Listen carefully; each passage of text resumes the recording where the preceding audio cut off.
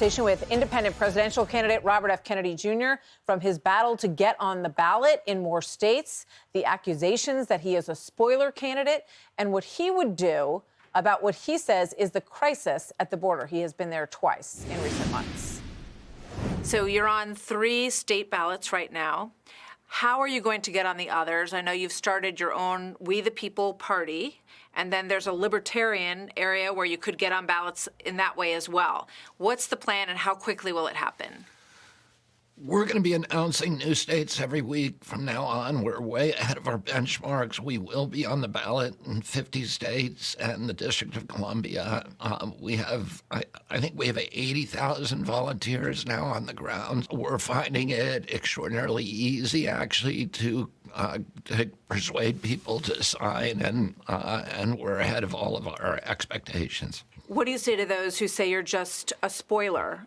You were very critical of Ralph Nader back in 2000. You wrote a piece in the New York Times criticizing him and saying that he was going to hurt the environment by handing the election to George W. Bush. So what do you say now to those who say that you're in the same position? I hope to be a spoiler for both President Trump and President Biden. I hope to take votes from each of them and win the election. So you don't consider yourself a spoiler? No, I'm not in here to do anything except to win. President Biden was in an ice cream shop, and he was asked about Gaza, and he said, while eating ice cream, oh, there's going to be a ceasefire by the weekend. No, not by the weekend, by right after the weekend. And it's not the first time that we've heard him take on serious foreign policy issues in that kind of light environment. We don't hear from him a lot in terms of laying out his thinking on some of these big foreign policy issues. What do you think about his candidacy at this point? I think he needs to come out of the White House and show Americans that he has the cognitive capacity to, and the mental acuity to handle this job at probably the most challenging time now, at least in recent American history. We're facing issues that are existential. We're involved in 2 wars.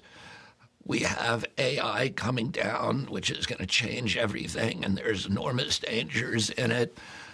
We need we have an economic crisis in this country where, the middle class is disappearing. It's been torpedoed.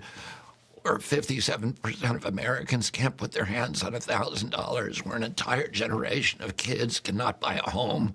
This is a crisis. We need a president who is thinking about these things, who is articulating the solution for the American people. Do you not have confidence that he can serve? I think he needs to show Americans that he, a lot of these decisions are the products of complex and nuanced thought, and those thoughts need to be articulated to the American people in a way that we all support him. And I do not think that that's happening now. Our children's lives are dependent on that 3:00 a.m. call, and we need to know that we have a president who can wake up in the middle of the night and who is on his feet and thinking about those things. And I think a lot of Americans have lost confidence in that. So you're saying you don't think he's actually in charge? You know what? I have a personal issue, which is my Secret Service protection. And I've known President Biden for 40 years, and he was a friend. With all of the issues about him, he was somebody who I thought at least had a kind of fundamental decency. And the fact, I just don't believe that he would have personally made the decision to deny me for Secret Service protection. I think somebody else is making those decisions. You've been supportive of Israel's battle in Gaza. What about now? Would you be encouraging Israel to stop the bombing in Gaza, or do you support, as Bibi Netanyahu has called for this week, that they have to finish the job and eliminate Hamas? Well, I think Israel, like every other nation, has a right to defend itself. I think we have to come down to the fact that Hamas has said we don't want to negotiate. We want only one thing, which is the annihilation of Israel, the extermination of Jews in this part of the world. So I think, I'm not a fan of Bibi Netanyahu's. I don't think most Israelis are. I think he would be voted out, but I think most Israelis are overwhelmed. Israel is today unified because they feel embattled. They feel that this is an existential risk to them. I think it's a complex issue and it's not easy, but we have to look at how do you avoid civilian deaths over the long term, not just immediately. There's some discussion that Joe Biden, the president, could lose the vote in Michigan based on a stance that's very similar to the one that you just presented, because he could lose 200,000 Muslim voters in Michigan. Michigan's a state that you think you just put on the list of one you might be able to win. Is that going to hurt you there? I think, we need to make that distinction that Hamas is not the friend of the Palestinian people. Hamas is the abuser of the Palestinian people, and we need to point to Hamas, when we see civilian deaths happening, which are horrific and unacceptable, we need to understand that, that Hamas is at fault. Let me ask you this. With regard to the border, there is a battle on Capitol Hill right now that many conservatives believe that you should secure the border before you send another dollar to help Ukraine. Do you agree with that? I think the Ukraine war should be ended.